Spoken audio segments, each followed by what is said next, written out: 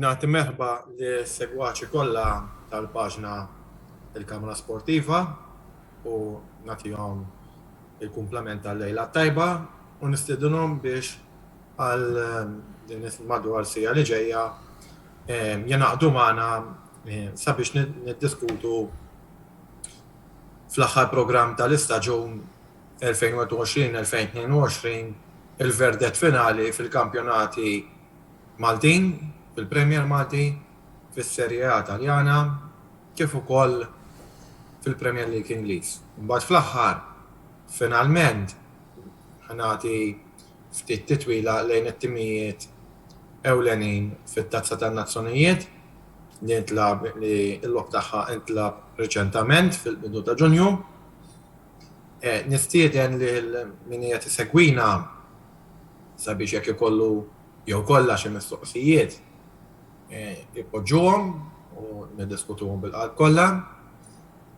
Miegħi Mark Kembri se jkolli lill-kollegi Wayne McAuliffe, Dale Tabone u James Said li flimkien mal-moħħ ta' dan il-programm Antonello Abela li qed joħseb il-produzzjoni ħankunu qed intellgħu il-programm tal-lejla. Minn hawnhekk nixtieq nirringrazzja lil Antonello Abela li qed itini mill-ġdid din l-opportunità biex kif għamilt preċedentament f'programmi oħra fejn ġieli kont mistieden u anke fejn kien hemm żonnat il-verdetti finali bħalma kienu it-tazza tan-nazzjonijiet ta' Sud Amerika kif ukoll it-tazza tan-nazzjonijiet Afrikani fis-sjuf li għaddew u anke fix-xitwa li għaddiet.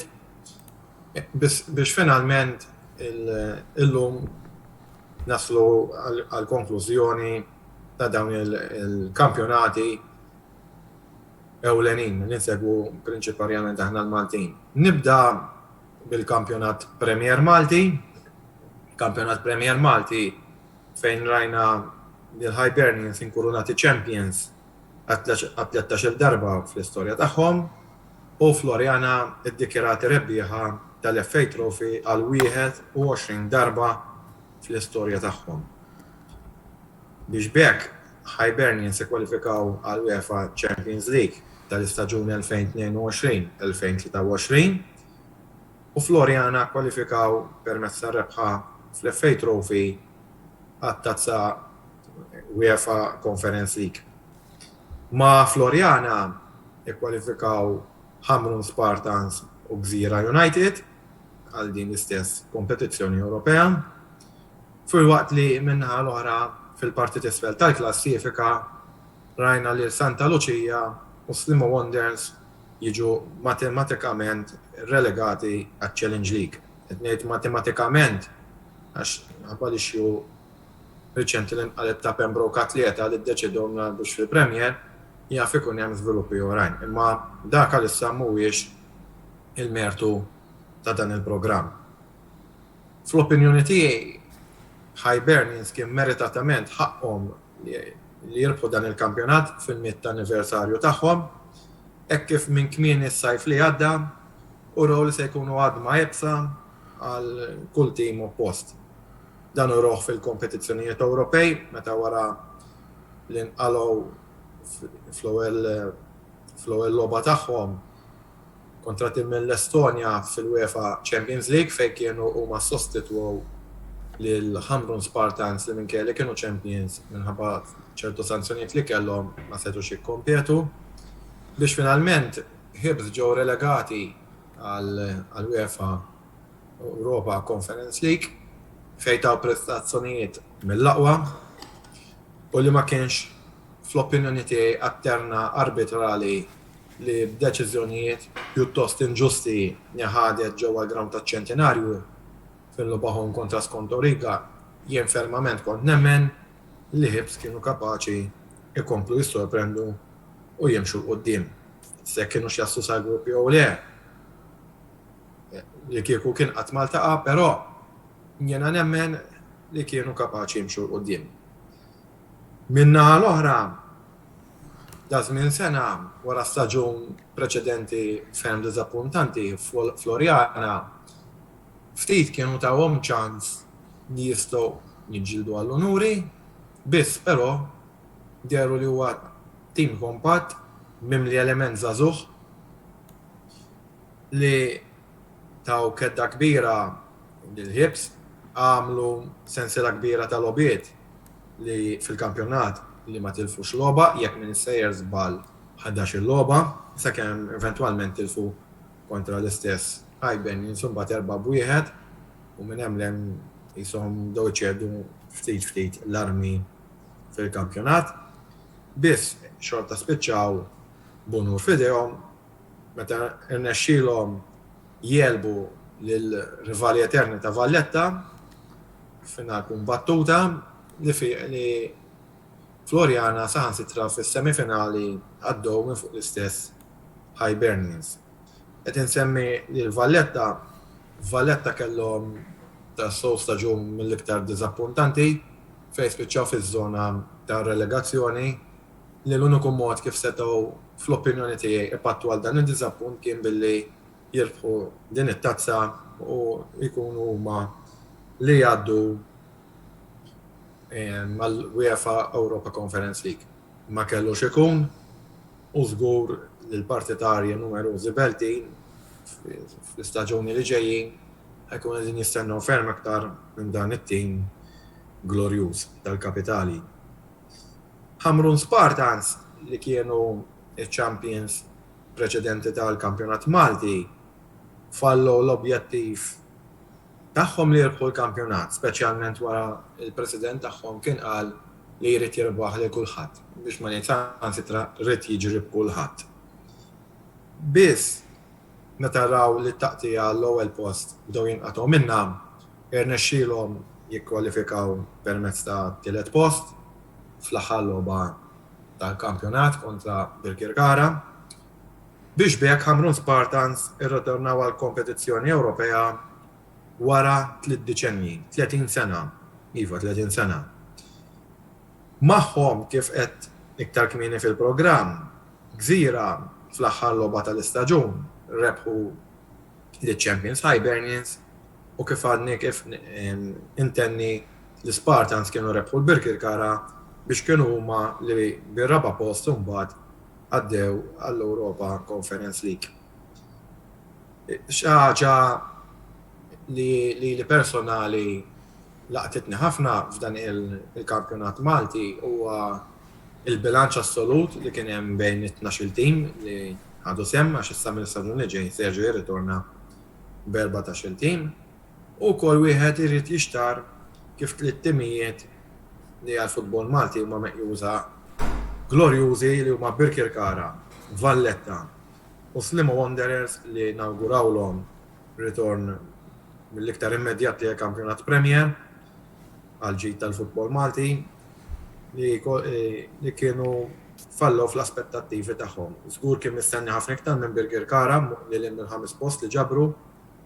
Valletta wieħed mill-iktar budgets kbar fil-futbol Malti, żgur li mhux il-pożizzjoni denja tagħhom, imma finalment il-futbol fil-ground jintlab u kulħadd irid joqgħod tal-verdet tal-logħba u Sligo Wanderers li mill-bidu tal-istaġun der li ġej l-inkwiet bil-posta.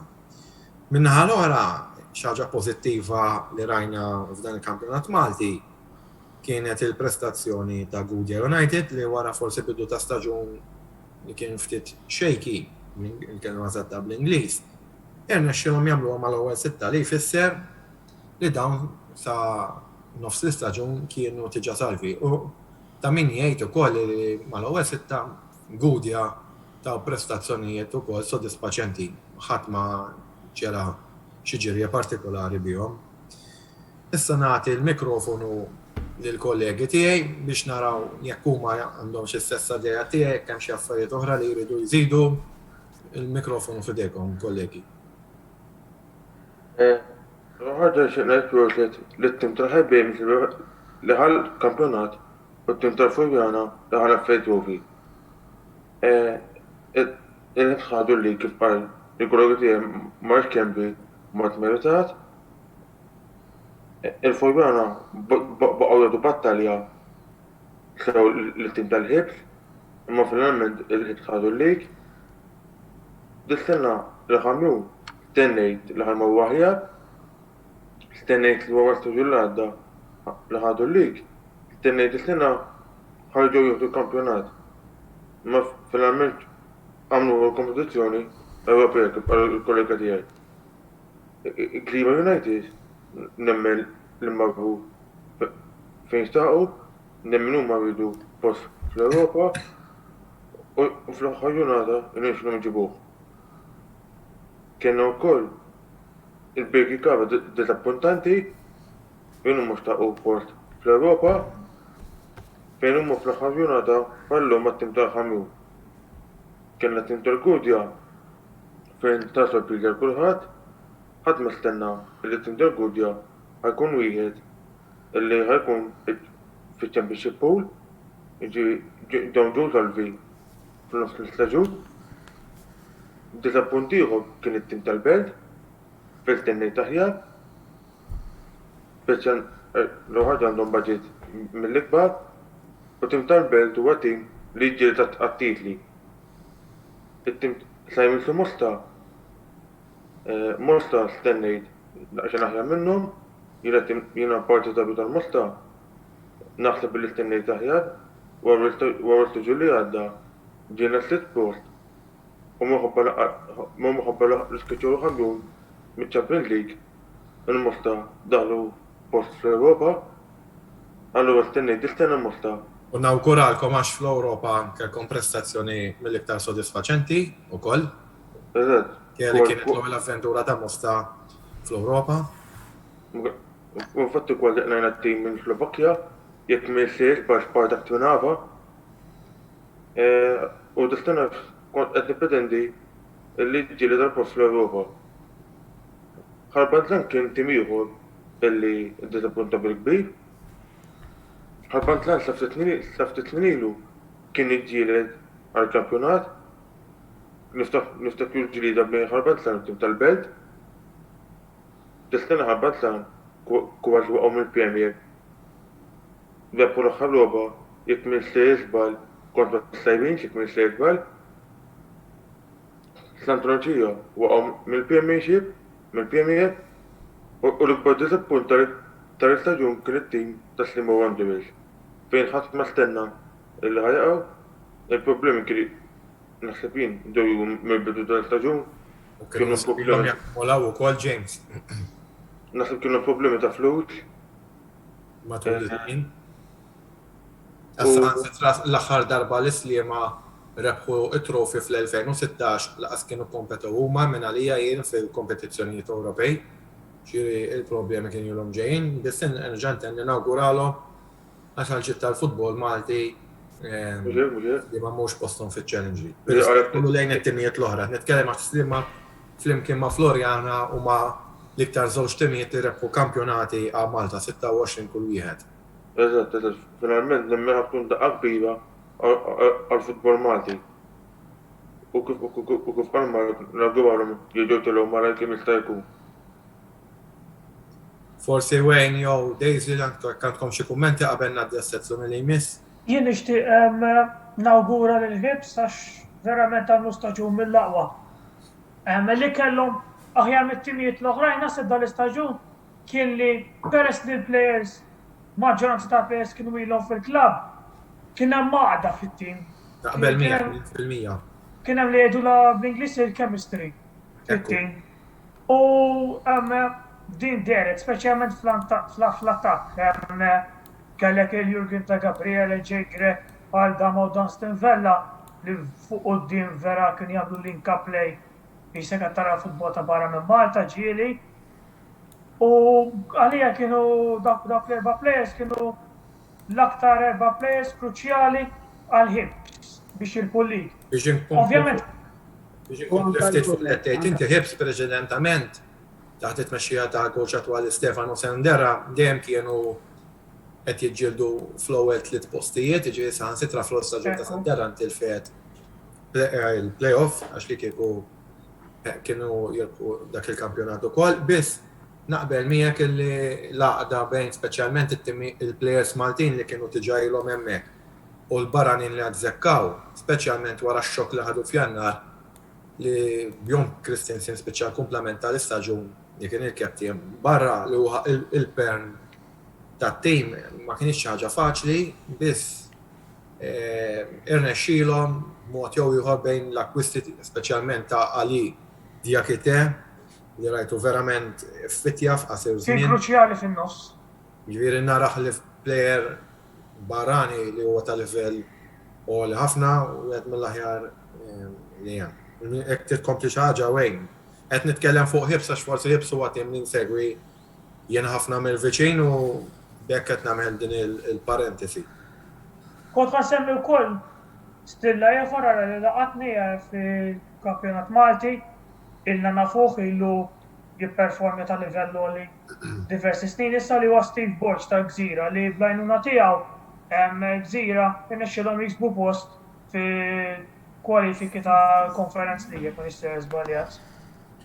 U nkompli xi ħaġa oħra fuq li qed tgħid inti pleħer promettenti u li ta' min insemmu f'dan il-programm li tassew jixraqlu nemmen li anke għadha petadek iżomm saqaj mal-art u jkompli għadef huwa Jan Busuttil tat-tim ta' Florjana illi huwa pleħer li kull meta jmiss il-ballu saqaj nkun qed nistenna xi tip ta' meravilja jerġa' minn saqaj. Ġifieri, għaddu żejn. Nfattikka bejnek ma' Malta. Eżattament. Tkun importanti kontra San Marino. Eżattament.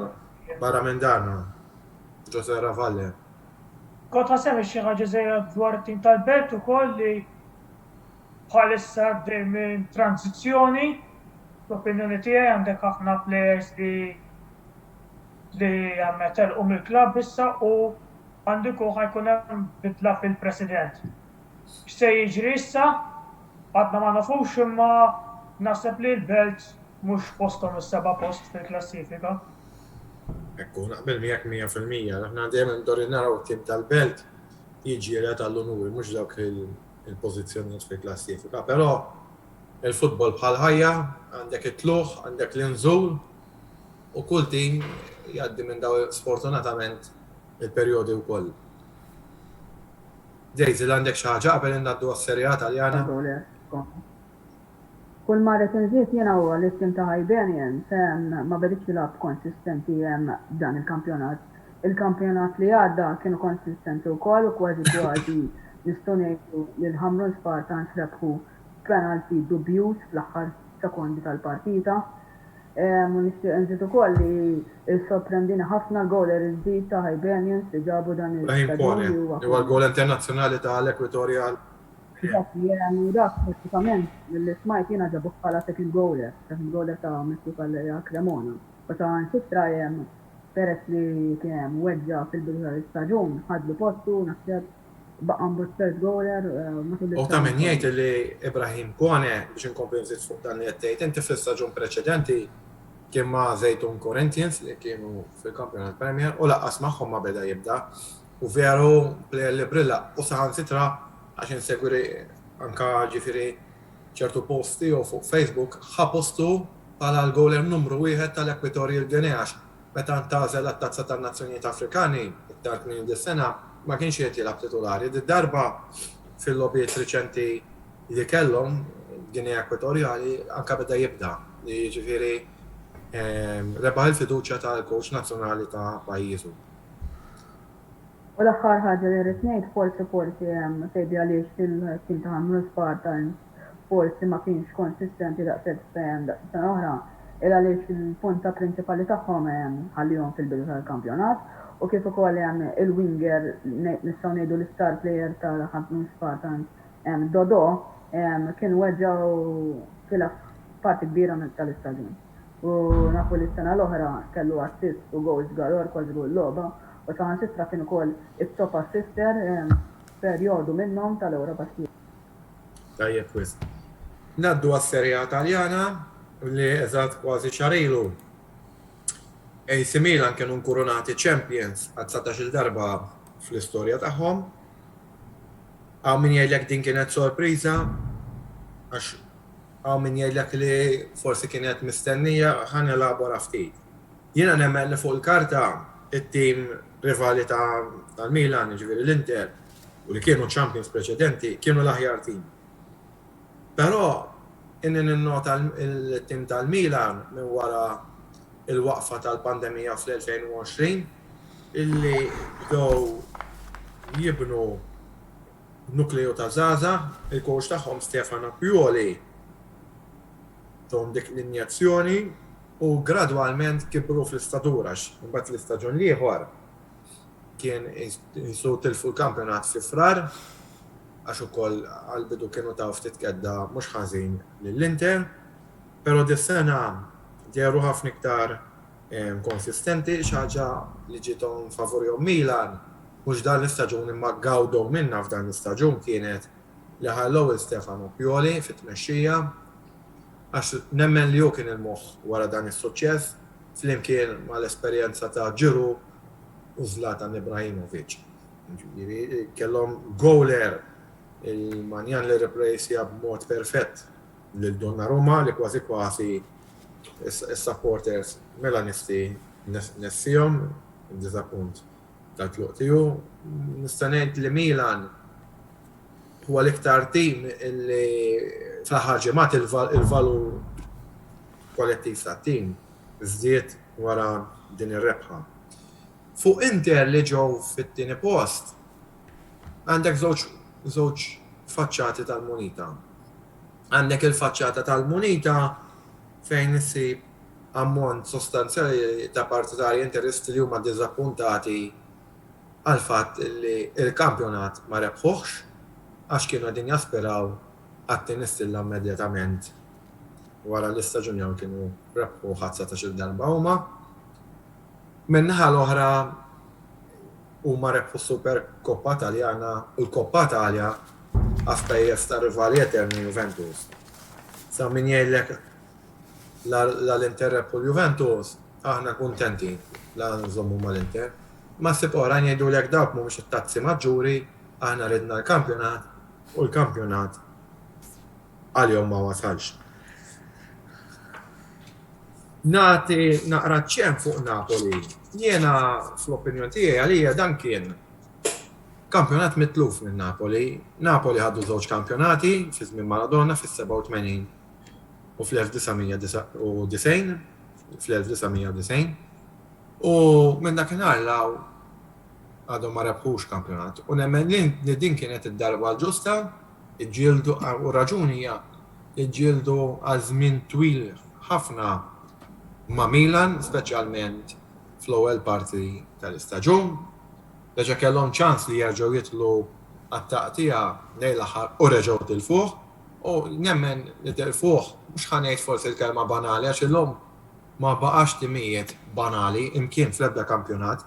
Biss nafu kemm hija fortizza l-istadium tagħhom illum Diego Armando Maradona jismu u b'sorpriża kulħadd tilfu ma' timijiet bħal Empoli jekk mhux se żball Sassuolo, korreġuni jekk tiftakru xi timijiet oħrajn bħalissa.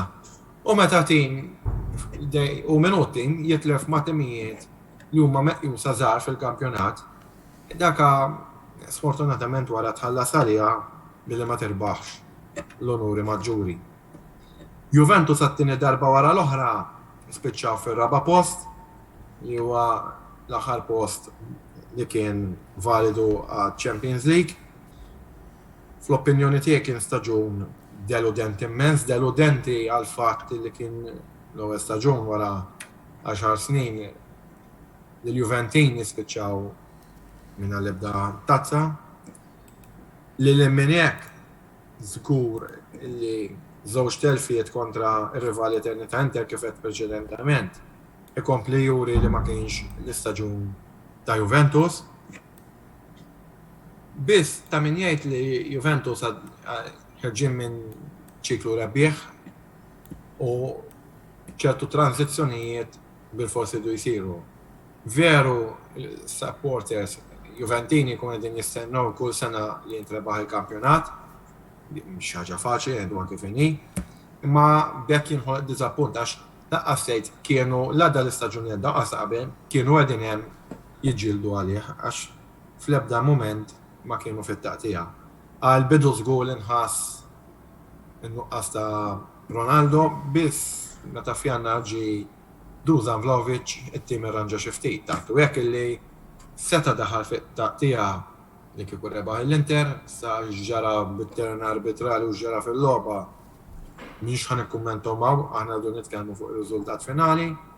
Min jemlem mbagħad jisom il-plejers tal-Juventus dieru kontenti bir-raba post li jedina Champions League u issa naraw fl-istaġun ieħor.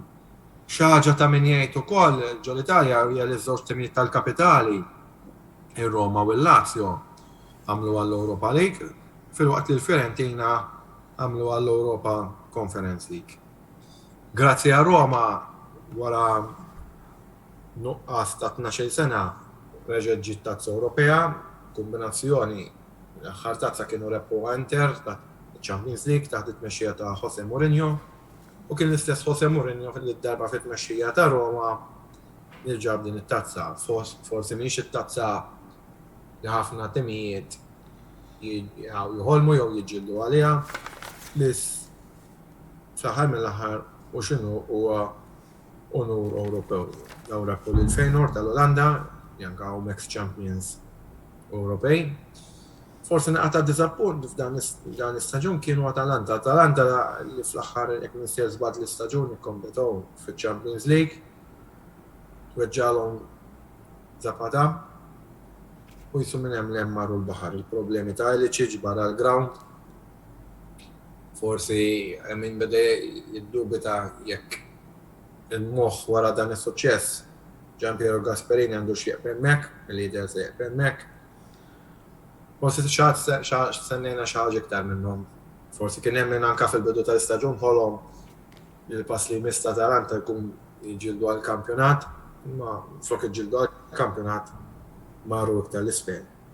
Ngħid xi ħaġa fuq in-naħa t'isfel tal-klassifika wara ħafna staġuni jilagħbu man-nar. Genova finalment u ngħid li sfortunatament għax Genova wkoll huwa klabb glorjuż ġo Italja. Spiċċa relegat fis-Serja B. Kif l-istess għamlu Cagliari. Cagliari kolli jibdew l-istaġun b'ħafna aspettattivi u jispiċċaw l-istaġun dejjem b'aspettattivi jew b'riżultati iktar minn hekk diżappuntanti.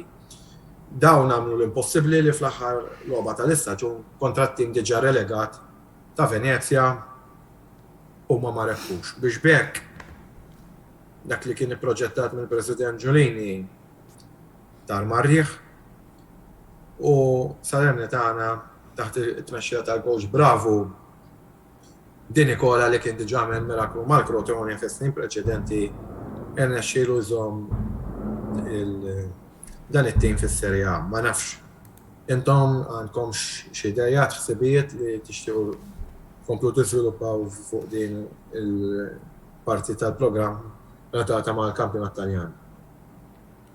Ixtieq nibda bħala parti tal-Milan m'għandix ngħidha speċjalment wara dar-req tal-kampjonat. Konna ħafna aktar konsistenti mis-sena li għaddiet u dik kennetna biex ovvjament nieħdu l-kampjonat. Iva kellna telfiet kontra timijiet żgħar qed jiġuni frasi dik it-telfa kontra Spezia 2-1 u id-drop ta' 2-2 kontra Salernitana, iżda għamilna biżżejjed biex nerbu l-qawwa tal-Inter li nasal biex naqbel li fuq il-karta kienu aħjar minn Milan u naħseb anke l-Juventus fuq il-karta kienu aħjar minna. Iżda kien hemm xi plejers li issorprendrew dawn l-istaġun. Rafael Leao vera tjieb u kien kruċjali fir-rebħ tagħna għandu huwa l-iktar plejer li studja goals u għamel assists għat-tim tagħna u l-azzjonijiet tista' tgħid kważi kollha u jibdihom.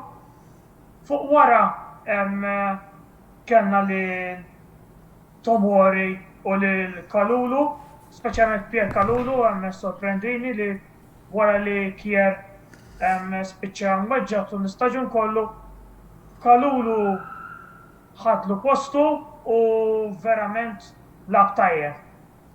Majnjan kien kruċjali wkoll ġibnieh mhux iktar minn 20 miljun għandukom fil-bidu tal-istaġun u nasal biex ngħid li Donnarumma kompletament insejnieh. Jekk inħarsu tal-isfa fil-klassifika, Juventus stennejt ħafna aktar minnhom. Il-partitarji tal-Juventus, il-Juventini ġew jgħidu li bir-ritorn tal-Allegri setgħu verament jerġgħu jirbħu kampjonat Taljan.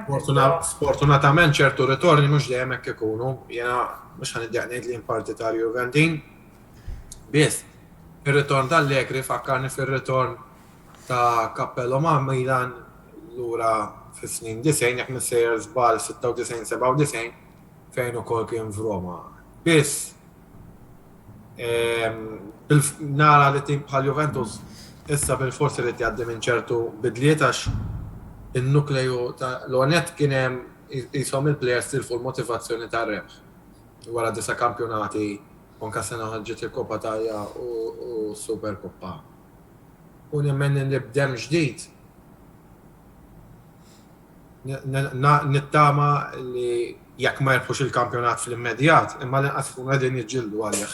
Naħseb il-motivazzjoni se tilfetax f'9 snin tiddomina il-kampjonat Taljan u ma tieħux Champions League waħda tiswa għarsa għall-plejers Hija għarsa ħafna, speċjalment sfortuna jew le, insertaw lil Barcellona u Real Madrid fl-aqwa tagħhom. Nafu li fl-aħħar deċenju t-timiet Spanjoli literalment ġrew bit-tazza ta' Champions u veru mhix ħaġa sabiħa li tara final mitlufa biss. Naħseb illi id-downfall ta' Juventus li kolli ngħid bdiet mill-2018 wara s-sena li wara intilfet it-tieni Champions League taħt Allegri fejn tneħħa Beppe Marotta għaskapitu biex imbagħad jiġi Ronaldo u bdejna nindunaw li t-tim ta' Juventus għandek ir-Ronaldo ġie jibbaża fuq Ronaldo imma fil-verità madwaru beda jinħoloq ħafna baħ. U dassajna nikkonferma f'dawn il-staġuni li għaddew għax lejna naraw ċertu partijiet speċjalment nofs il-ground tal-Juventus debboli immens. U l-aħħar tim li nixtieq insemmi li patant li għandukom ma semmejtux fil-preview tiegħek huwa s-Salernitana li l-aħħar ġurnata irnexxielhom isalvaw minkejja li għandukom tilfu 4-0.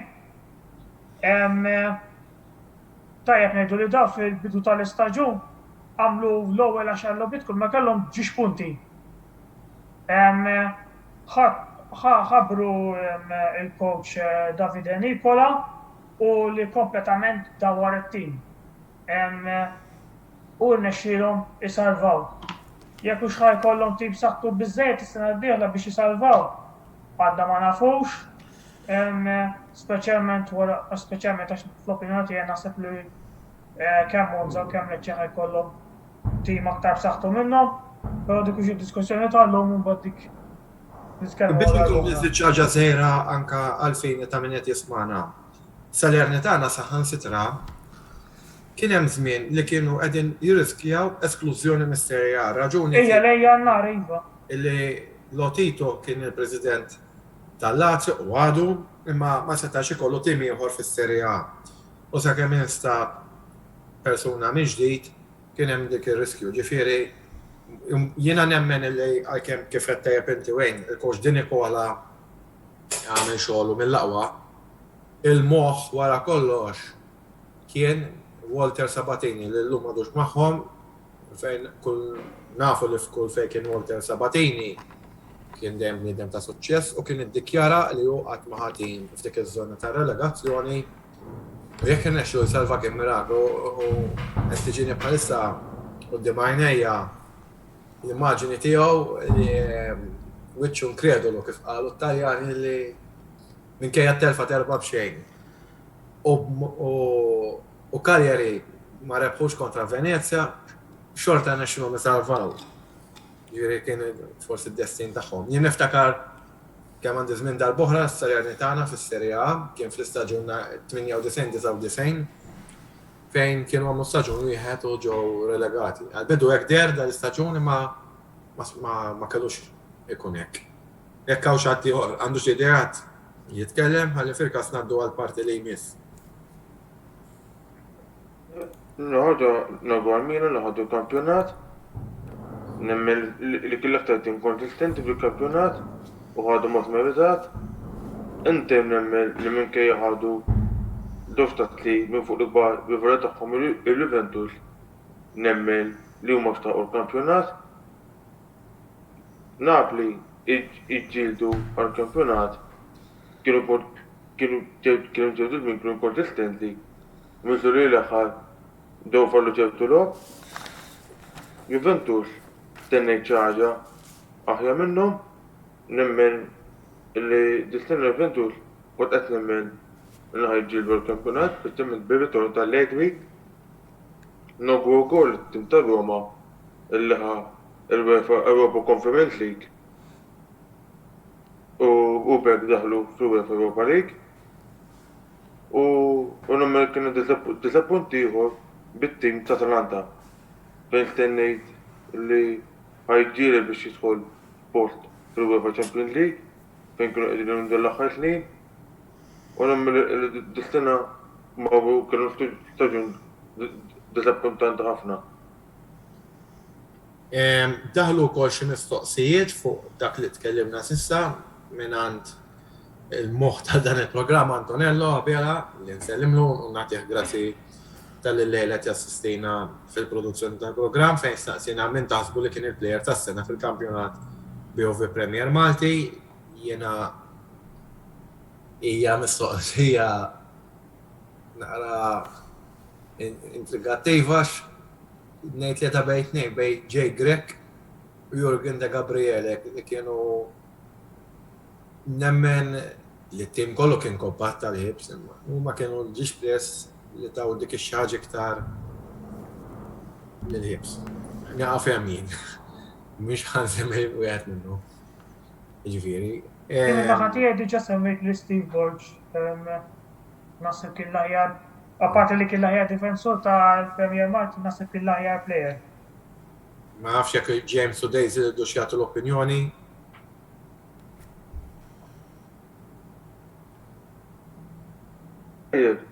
Bużittin naħseb. Sorry? Ġan Bużittin tal-Fobjana. Ejjan Bużutti. Jiena nemmen li dak inti ħiżżagħżugħ tas-sena jiena l-iktar plejer li prometti fl-opinjoni tiegħi.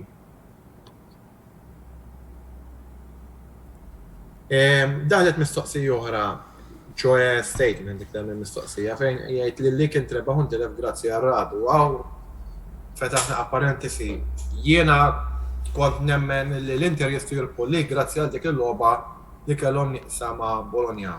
Biss ma kellux ikun għax kien hemm żball banali tal-goalkeeper Rumen Radu. Jiena mbagħad nara li ma tistax taqbad u tgħid Radu biss veru jidher li hu l-ħaruf tas-sagrifiċċju, biss ma ninsewx li l-Inter għamlu ammont ta' lobiet li kienu ħadu ħafna drwajiet minn ma nafx jekk xi seba' wara xulxin u f'no ngħidlu jiena wara t-telfa li ħadu fiċ-Champions League ma' Liverpool li minn hemmhekk komplet tikkompromettilhom it-triq tagħhom għall-kampjonat. X'imbagħad mhux faċli tirkupra kemm kollox kien possibbli il-punti mitlufa ma' dawn it-tip ta' timijiet. Mela, ngħaddu għall-parti li jmiss li l-kampjonat Premier Ingliż. Manchester City fl-opinjoni tiegħi huma it-tim Ingliż tal-aħħar deċenju. Meta wara taqtija intensa ma' Liverpool mill-ġdid reġgħu rebħulhom il-kampjonat punt. 92 punt kontra 90 punt u l-aħħar darba kienet 98 punt kontra 97 punt. Ġifieri dan ikompli konferma kemm il-kampjonat Premier Ingliż naħseb fl-opinjoni tiegħi huwa apparti li huwa l-iktar kampjonat sinjur fid-dinja huwa l-iktar kampjonat missielet ukoll li jeżisti. Xorta nemmen li hemm ammont ta' partitarji ta' Manchester City li huma ddiżappuntati għal fatt li dik it-tazza Ewropea li tantilhom jiġru warajha minkejja s-sidien tas-saħħa s-sidien s-sidin tagħhom huma finanzjarjament sodi ħafna u jġibulhom mod regolari minn suq tat-trasferimenti li plejer stellari, illum għadhom qed jittamaw li forsi xi darba jew oħra tasal. Fuq Liverpool ħajkolli nuża l-istess kliem li użajt iktar kmieni fuq Inter, Liverpool ġew it-tieni fil-kampjonat marġini ta' punt tilfu il-final ta' Champions League kontra Real Madrid fejn deret xi ftit lejja ta' Liverpool wara kampjonat twil. Deret fil-finali għalkemm xorta ma nemmen li ma kienux ħażiena ma' Real Madrid jaqgħu Real Madrid. Imma min jgħidlek li l-kampjonat l-istaġun ta' Liverpool kien diżappuntanti minkejja l-intrep u l-Cup u l-FA Cup. Naħseb li hemm il-maġġor parti tagħha tan-nies li huma supporters ta' Reds biss li jiġu ġixunuri u ġixunuri ġew kontra Chelsea ma ġewx kontra kwalunkwe tim li kienu Champions Ewropej attwali. Nemmen li xorta ma kienx daqshekk diżappuntanti daqskemm wieħed ipinġieħ. Nitkellmu fuq Chelsea wara li faqqet il-gwerra bejn ir-Russja u l-Ukrajna foġġew xi sanzjonijiet fuq l-oligarka li kien il-mexxej is-sit tagħhom. Roman Abramovich li saħansitra kellu jħalli t-tim biex finalment issa ġie biex minn investituri Amerikani. Kien staġun li l-immil-pitch mħawat ħafna li naħseb xi ftit jowwis affettwa lill-players ta' Chelsea u kif qed tilfu ġiex finali li kapu l-FA Cup biex għalqu l-istaġun berek ta' onuri imma tal-inqas jikkwalifikaw għaċ-Champions League li ġejja. Tottenham li huwa t-tim ieħor Ingliż li se jkompeti fil-Champions League li ġejja imexxi jagħmel coach għalija ngħidlu rebbieħ Taljan għax kien fejn kien ġab suċċess Antonio Conte. Innexxielu jirbaħ l-isfida diretta mal-ġirien u rivali eterni ta' Arsenal biex bekk kif qed jikkompeti fl-aktar kompetizzjoni prestiġjuża Ewropea staġun li ġej. Jiena nemmen li Arsenal tilfu dan il-post minn idejhom. Imma ma nistax ma nfaħħarx il-prestazzjonijiet minn meta beda jmexxihom Conte vis-à-vis minn kif kienu taħt il-coach Portugiż li kellhom fil-bidu tal-istaġun Spirito Santo. Nemmen li problemi ta' Manchester United kienu esposti biċċar dan l-istaġun għax minkejja li neħew il-Ole-Gunnar Solskjaer Ralf Rangnick xorta ma nexxu biddel il-fortuna tat-tim. Ħafna mill-partitarji ta' Manchester United żgur mhumiex kuntenti dan il-post fl-Europa League. Forsi United qed inibatu snin twal ta' suċċessi li kellhom, jista' jkun forsi għadhom taħt id-Delta Ferguson, jista' jkun m'hemmx tmexxija jew li għax plejers jieħdu minn staġun għal staġun. Ġifieri flejjes qed jintefqu mal-Unuri ilhom ma jiġu mill-2017 mill-Ewropa li kienu rebħu dak l-istaġun jekk missejjer żball kontra Ajax. Xtaqt nagħti naqra parentesi Newcastle. Newcastle għamlu żmien twil ħafna biex ma jnikx kważi għamlu nofs staġun fl-aħħar post tal-klassifika. Inxtraw minn investituri mis-Saudi Arabia, jenħolqot ħafna polemika, biss sa Mejju li sa xahar li għadda Mejju temmew il-kampjonat baxxuti f'nofs klassifika. Nemmen li bl-investiment li għamlu f'Jannar diġà l-investituri ġodda bdew juri l-intenzjonijiet tagħhom li Newcastle mhux jibqa' tim li jikkompeti biss fil-Premier jew sansitra kien jiġġieled ukoll biex ma jaqax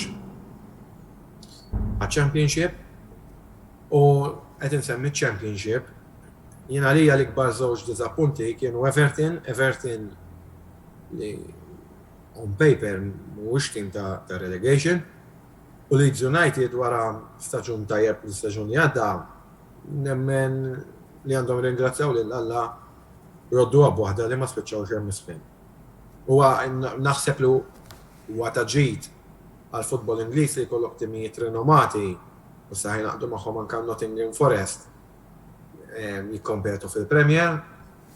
Veru, il-futbol ma jintlabx bl-ismijiet tat-timijiet imma jintlab bil-prestazzjoni tal-plejers kurrenti. Biss issa daka nitkellmu l-istaġun li ġej. Nagħdi l-mikrofonu lilkom. Ngħid Pjotlet li Manchester City nemmen ħadu l-kampjonat mut-mevitat kien l-aktar tim konsistenzi, infatti l-entitjem bikunu għaddi jekk mill-sejt bad 12 punt fuq il-Liverpool baqgħu ġildu tal-aħħar kienna Manchester City fil-periodu ta' jannar joffru Marzu televizjoni appunti u l-Liverpool ġabru punti u bekk komu ġu fuqhom punt biex fuq il-Liverpool il-konfront dibet li kienna Marzu April bit-ċabedbo fejn emmel dak kien il-dibet konfront u kienu kisma ta' mill-lobiet li determinat il-kampjonat nemmen li Manchester City kienet tħolli qabel nemmen kellhom dik il-penalti kontra t-tim ta' West Ham United li kieku ġiskujot minn Mahrez kienu jibqu l-kampjonat. Qabel u ma tiġi nsemmi l-ħoluba li kellhom fejn kienu tlemxie minn taħt u f'taftis minuti jitu għon klida l-tim tal-tim Villa. Il-tim tal-Liverpool bieċa t-tina post, nemmen il-tina post mux post ħadina il-tim tal-Liverpool baq iġġilet kif l-ewwel tal-aħħar ġurnata biex u l-kampjonat. Nemmen li bil-bil daw ħadu tatli ħadu Carabao Cup u l-FA Cup fuq il-Chelsea kena li Chelsea bieċaw it-tiret tennejt ċaġa aħja minnhom speċjalment li ma taxfu l-Romelu Lukaku minn id-disappunta bil-posta pero li l-aħħar tal-istaġun kellhom problemi kif qal il-kollega tiegħi mhux kien bi minħabba l-gweba tabu l-Ukrajina fejn kellhom sanzjonijiet fuq l-owner tagħhom Roman Abramovich fejn kellu ibbeħ il-klab u s-qegħdin taħt investituri Amerikani tagħtinu ħospel spiċċaw Europa Post nemmen illi huma kontent ħafna bil-protezzjoni tagħhom kellhom bidu biex taqsam tajjeb taħt il-coach Nuno Espirito Santo pero mindu naħdar Antonio Conte ndu jirabu ħafna ħjar u bekk spiċċaw Europa Post speċjalment kellhom dik il-logħba deċiżiva kontra Arsenal li rebħuha Arsenal spiċċaw ħames post minkejja li huma jridu li jitlu fiċ-Champions League. Ma nemmx li jkunu staġun ħali.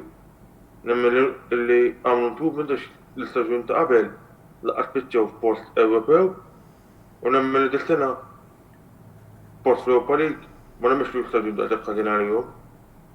Fis-sitt post kienna disappunt kbir ħafna mat-tim nżommu jew jien il-Manchester United stennejt ħafna ħjar wara dawk l-akkusti li għamlu Cristiano Ronaldo, Varane u Jadon Sancho pero naħseb il-problema ta' Manchester United hija waħda nemmen li hija ownership li Gregor. Nemmen ili ġej il-problema snin twil u nemmen il-problema ma tantx tista' titranġa jekk Iglesias ħajqbgħu jieħdu sepp United. United jippretendew il-sena jiġġieldu għall-kampjonat u jitlu fiċ-Champions League b'mod faċli u dan fallilu.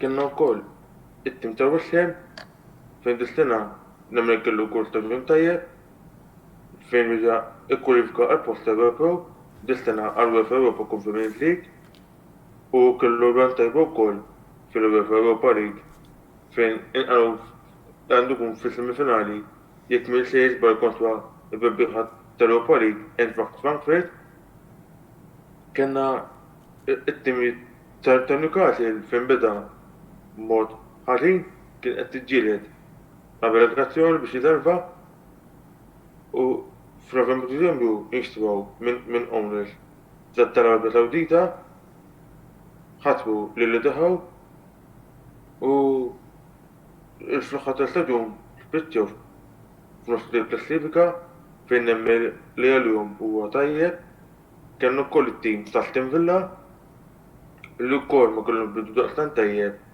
fejn spiċċew kitċew lil Dean Smith u ħattu l-ex-player tal-Liverpool u manager ta' Rangers Steven Gerrard illi improvju bil-posta spiċċew f'nofs il-klassifika fejn nemmel huwa tajjeb għalihom. Kienna fil-ġdida ta' delegazzjoni Everton u Leeds, żewġ timijiet li stennejt ħafna ħjar minnhom, ma nemminx li ħaqhom ikunu dik il-pożizzjoni. Fl-aħħar mill-aħħar salvaw, ma nemmen li kienu imorru ħafna ħjar. Kienna Burnley fejn kienu qed jiddu tal-aħħar fejn kont wieħed minnhom li ħajjaqbgħu waqgħu u kienna lil Norwich Watford biċċew bil-regati. Mela, wara l-ħarsa estensiva li ta' il-kollega James għaw xaddiħor li jrid xi ħaġa għalli fil-kasna d sezzjoni li ġejja. Xi ħaġa żgħira dwar il-Leeds li ħadd semmi li ddisappuntaw bil-qawwi. Però din mhux dwar darba li rajnija, di fil-Premier League ikollok tim li jagħmel l-ewwel sena tiegħu wara li jitlem il-Championship jibbrilla. U s-sena ta' wara ibati minn dik li l-Ingliżi sejħula second season syndrome. Rajna Sheffield United sentejn ilu ibatu mill-istess ħaġa fejn fl-ewwel staġun tagħhom spiċċaw fid-disa post u mbagħad spiċċaw l-aħħar. Il-Leeds kien ħajġrilhom xi ħaġa simili fejn kienu ħajġu relegati iżda xi prestazzjonijiet tajbin, speċjalment ta' winger Rafinha, irnexxilhom salvaw. Nixtieq ngħid xi ħaġa żgħira fuq il-punt li qal James fuq il-Glazers. Sa jien m'iniex parti tal-Ital United, però fl-opinjoni tiegħi il-flus qed jitnefqu. Il-problema mhux li mhux qed jitnefqu flus min-naħa tal-owners, il-problema hija kif qed jonfquhom. Immur lura trasferiment ta' Harry Maguire, 80 miljun. Ma nafx minn fejn, ma nafx kif jiswihom 80 miljun. Kellek trasferiment ta' Pogba li sewa 100 miljun u issa se jitlab xejn. Dik il-problema mhux qed jitnefqu flus, iżda mhux qed jieħdu sibhom sew. Naqbel miegħek perfettament fuq dak li qed tgħid rigward United. Għartux nitnaqfu ġifieri ma jibqu bla tox nagħmluhom eżempju Maguire ma nagħmilx li kienu daqshekk. Dik imbagħad jidħol il-coach ukoll fiha mhux il-President biss. Jienek nara l-inqas. Il-problema ma nafx ma sarx ħaġa. Il-problema hija li peress il-Manchester United qegħdin fi New York Stock Exchange. Kull player li jixtru jrid ikun marketable. Għaliex? Għax hemm ix-shareholders ikunu jridu dividends kull fl-aħħar tas-sena. Issa nafu se jiġri dil-ġimgħa. Il-ġimgħa li ġejja ġifieri għada, le, jum oħra il-Glazers li huma l-owners tal-Manchester United minflok se jippruvaw jġibu player li jiswa 11 miljun. Se jieħdu dividend li jiswa 11 miljun. Issa minflok jiġru wara De Jong u l-Barcellona għax hemm differenza ta' 13 miljun. Kif huwa klabb serju, dawn 11 miljuni li se jieħdu Glazers, parentesi, huma l-unika owners fil-Premier League li jieħdu dividend. Dawn jaqbdu 11 miljun kieku vera jridu il-ġi tal-Manchester United u jibbilanċjawhom mal-Barcellona. Niflok jieħduhom huma u jkomplu ġimgħa wara ġimgħa jiġru wara De Jong. Tajja kwist, ta' min nagħti kumment żgħir minn naħtijaj, fejn nirringrazzja lil Antwan u ġeja Bonnet illi kienu li ta' dak il-kumment rigward il-goalkeeper interista Radu meta tkellimna dwar is-sezzjoni ta' Serja. Ningrazzjah minn qalbi mess tal-kollaborazzjoni tiegħu f'dan il-programm. Naddu għall-aħħar sezzjoni li ħsibta nitkellmu lejla li hija t-tazza tan-nazzjonijiet, aw ħanaqilbu għal futbol internazzjonali.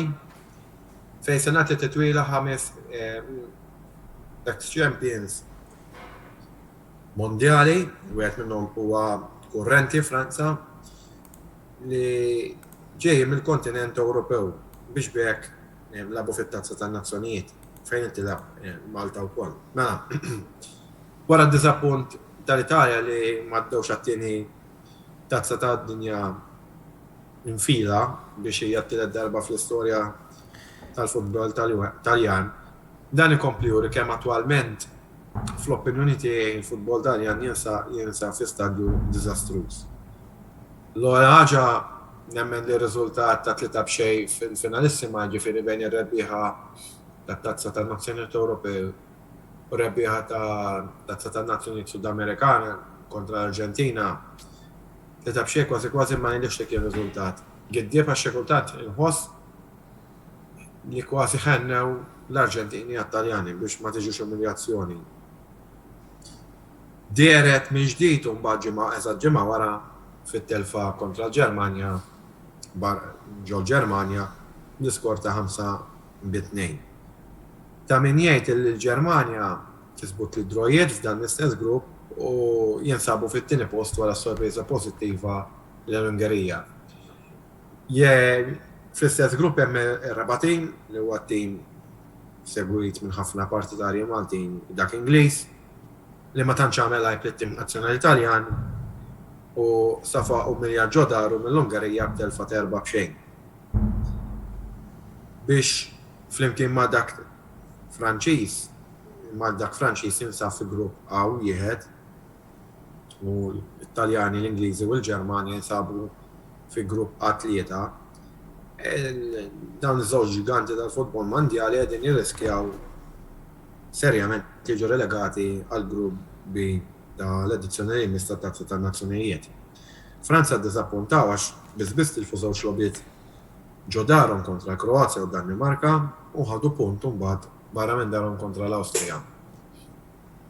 Spanja li huwa tim ieħor li kien rebaħ it-tazza tad-dinja fl-2010 tissa miexi ħarir għandu taqtija interessanti ma' l-ex-champions Ewropej, il-Portugal li magħhom jilgħab Cristiano Ronaldo, meta qegħdin immexxu l-grupp fil-quċċata b'8 punti punt eżatt fuq il-ġirien iberiċi tagħhom. Finalment inħossni nonqos jekk ma nagħmilx referenza bħala Malti lejn it-tim nazzjonali ta' pajjiżi. Hija xi ħaġa pożittiva li ta' min jirrimarka illi Malta rebħet kontra l-istess tim kemm ġo darna u kemm ġo barra minn darna f'tem ta' ftit ġranet kontra tim ta' San Marino li forsi tim inqas ikkwotat minnha fil-rankings tal-UEFA biss San Marino xorta rajt titjib meta mqabbel ma' edizzjonijiet preċedenti u dak nsemmu l-pożittiv għax fejn hu tajjeb ngħidlu huwa tajjeb. Ġielet tlifna kontrihom ukoll. Skużani? Ġielet tlifna kontrihom ukoll. Very improvement. Qatt ma tlifna kontra San Marino, dik kienet it-tielet logħba, lobiet irbaħnilhom. Ġieli skużani nagħmel il-korrezzjoni, kien hemm preċedent ta' darba kien ilu ftit imma kienu rebħu Malta. Ma m'għidilx li qatt Malta tilfet ma' San Marino. Li rrid ngħid huwa forsi huwa diżappunt tiegħi huwa t-telfa kważi ngħid li hija banali fil-95 minuta kontra l-Estonja. Meta kien hemm logħbiet preċedenti li tajna prestazzjoni ta' aħjar fejn saħansitra għadni stampata ġo moħħi rebħa ġewwa Tallinn fl-1993 meta kien skurja Chris Laferla. U sfortunatament nemmen jien jalla li qed nemmen jien huwa ħażin u jalla l-Maltin imorru ġewwa Tallinn f'Settembru li ġej. Tallinn hija l-kapitali tal-Estonja u jirbħu għar tkun hemm marġini ta' ġiex goals għax inkella l-ħolma tagħna l-poplu Malti li mqar nitilgħu fi grupp ċe u ngħidu kien l-ewwel unur fuq bażi ta' tim nazzjonali jalla jiġi ma mhijiex daqshekk faċli daqskemm tmiġġiha. Ma nafx intom tridux tagħtu l-aħħar kummenti tagħkom qabel immorru l-konklużjoni tal-programm.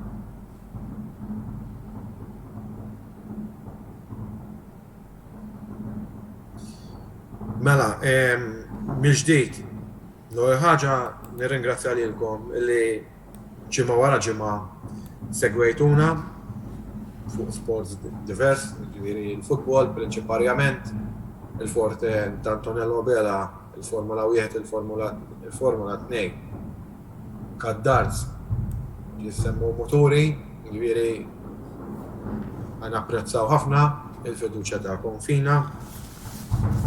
Barra minn hekk, mill-ġdid intenni ringrazzjament tiegħi l-Antonello Bela li ġimgħa wara ġimgħa inħabtu l-idejat tagħna flimkien biex intellgħu il-programm ġieli naqblu ġieli le bħal kwalunkwe diskussjoni oħra, ma mbagħad nippruvaw noħorġu l-aqwa li jkun fl-opinjoni tagħna bil-riżorsi limitati tagħna.